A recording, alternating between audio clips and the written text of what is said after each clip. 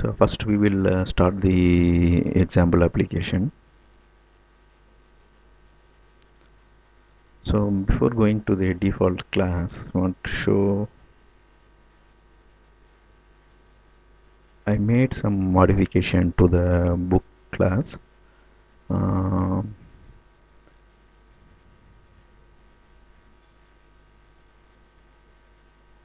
so here is the modification. I added a toString override for the book class. Now our book class knows how to represent the instance in the string form. So the representation in the string form will go like this. In the toString, I am making a call to the string format, the standard call, and I'm creating a string based on the data member present in this class. So once you do this, the debugger will make use of this toString and constructs the string and displays the information in the debugger. Let us see that.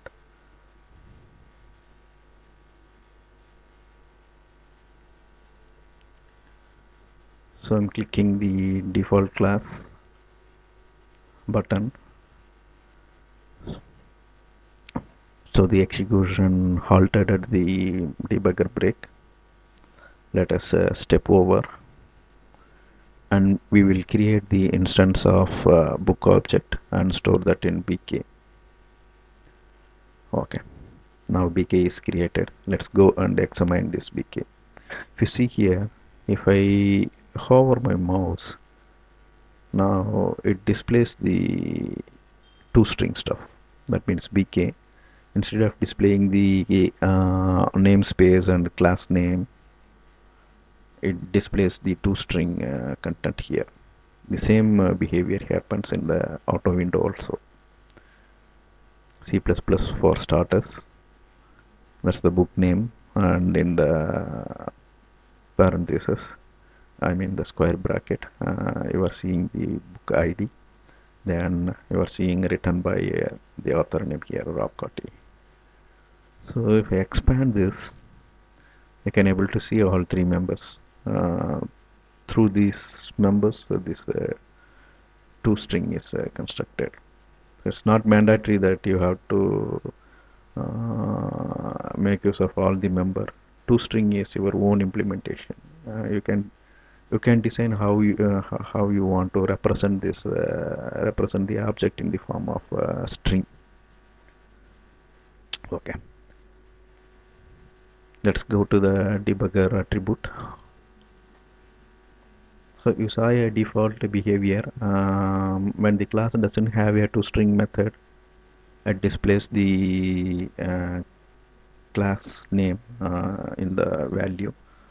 When it has a toString, the toString is used by the debugger to display the class information. I mean, to represent the class in the form of string, it looks for the toString method inside the class. Okay.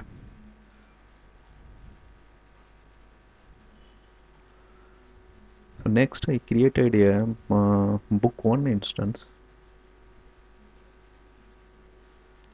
So from book I copied the content and pasted that in book 1. Then I made these changes which you can see in the form of sample 5.1 like that. First I copy pasted the book and renamed that as book 1. Then I changed all the private members to public here. Then I introduced a new member, m_published. New member is added. Then a attribute is set to that new member. The attribute is a DebuggerBrowsable state never. That means even though this member can be browsable in the auto window or in local window, or I can simply say the members are browsable in the debugger and this member is not debuggable in the debugger because we explicitly set that browsable state as never through the debugger browsable attribute. Let's say this attribute in a while we run the application. Before that, I will just walk through the code change I did. So in the constructor, the publication is added, and that is initialized inside the constructor. This is the change I made to the book class to create a book1 class. Okay. Similarly, in the toString also we made a simple change. That means I removed the book ID and introduced a publisher here. So that's all the change for the book class to have book1 with to demonstrate this debugger browsable attribute. Okay. Now I go and click this browsable button, which demonstrates the debugger browsable attribute. If you see here, I am instantiating the book1 object, and I'm trying to store that in the bk. Okay, instance is created, and that instance is referred by bk. If I expand this bk, before that, if you see here, the toString format is changed to make use of the book name, author name, and publisher, and there is no book ID here. When I expand this, or otherwise when I make it browsable, you won't see the publisher name here. So this is the behavior. Even if you step into this book1 class, you will not see the publisher name under the class instance. However, you can see that as a individual member, but you won't see that inside the class. That means once you enter inside the class, you will see that as this class, and when you expand this class, that means when you make it browsable, you won't see publisher inside that. So to demonstrate that, I will click this again. This time we will step into it. Okay, you see here, I am initializing the member one by one.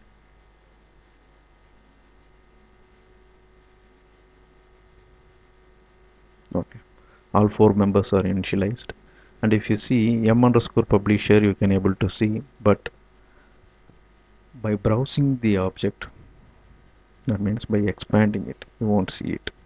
It shows that only 3 members are there, but actually there are 4 members, and since we asked browsable state to be never, we are not able to see that. Similarly, if I expand here, I won't see that. If I use this in the quick watch, you won't see that.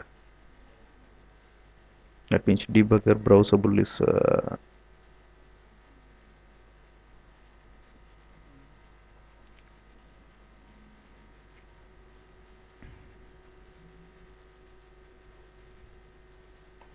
since debugger browsable attribute is set with browsable state as never, you won't see that particular member anywhere in the debugger. To further demonstrate this, I'll just close this instance, and I will open this book1, and I will just comment this.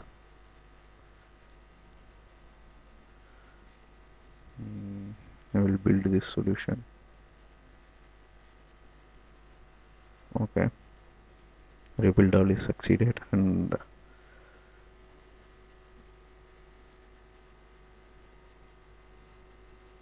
now if I look at the bk1, okay, I'll expand here itself. You can able to see the m underscore publisher. Okay, that's all on this video. We'll see other attributes in the next video.